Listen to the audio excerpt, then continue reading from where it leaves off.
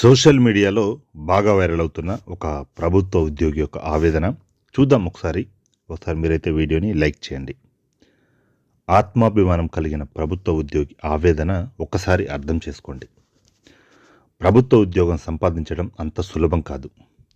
30 సంవత్సరాలు అహోరాత్రులు కష్టపడి ప్రభుత్వ ఉద్యోగం సాధించుకున్న వారిని కామెంట్ చేస్తున్న వాళ్ళు ఒక్కసారి చదవండి. ప్రభుత్వం తరపున ప్రజలకు పనిచేసి పెడుతున్నందుకు జీతం తీసుకుంటున్నారు ఉద్యోగులు.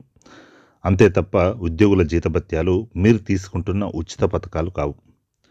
ప్రభుత్వానికి పనిచేసి పెడుతున్నందుకు మేము జీతం తీసుకుంటున్నాం, మరి మీరు ఏం చేస్తున్నారని ప్రభుత్వ పథకాల పేరుతో ఫ్రీగా ప్రభుత్వం నుండి డబ్బు తీసుకుంటున్నారో చెప్పగలరా? ఉచితాలు తీసుకునే వాళ్ళలో నిజంగా ఎంతమంది అర్హులు? వాళ్ళ వివరాలు బయట పెడితే అర్హత గురించి తెలుస్తుంది. లక్షలాది మంది నుండి పదుల సంఖ్యలో మెరుగైన పని వాళ్ళను ఎంపిక చేసుకున్నప్పుడు మెరుగైన జీవితం ఇవ్వాలి తప్పదు. 20-30 సంవత్సరాల పాటు సరదాలు సంతోషాలు పక్కన పెట్టి రాత్రి పగలు కష్టపడి సంపాదించిన విజ్ఞానం నైపుణ్యం కలిగిన వ్యక్తులు ఊరికనే పనిలోకి రారు. ప్రభుత్వం అయినా ప్రైవేట్ అయినా మెరుగైన నైపుణ్యం కలిగిన ఉద్యోగి కావాలంటే అంతే మెరుగైన జీతం చెల్లించాలి. అనేక కార్పొరేట్ ప్రైవేట్ సంస్థలు లక్షల్లో జీతాలు ఇస్తున్నాయి ఎందుకు? వాళ్లకు తెలివి లేక? బయట 500-600 కూలికి అంతమంది దొరికితే ఆ ప్రైవేట్ వాళ్లకు పని లేక నెలకు లక్షలాది రూపాయల జీతాలు ఇస్తున్నారా? విమర్శ చేయడం చాలా సులువు, వాస్తవాన్ని గ్రహించడం చాలా కష్టం. ఒక్కడు ఎవడో లంచం తీసుకుంటే ఉద్యోగులందరూ లంచగొండ్లు, ఒక్కడు ఎవడో వడ్డీ వ్యాపారం చేస్తే ఉద్యోగులందరూ వడ్డీ వ్యాపారులు, ఒక్కడు ఎవడో రియల్ ఎస్టేట్ చేస్తే ఉద్యోగులందరూ రియల్ ఎస్టేట్ వ్యాపారులు అని అనుకోవడం అవివేకం.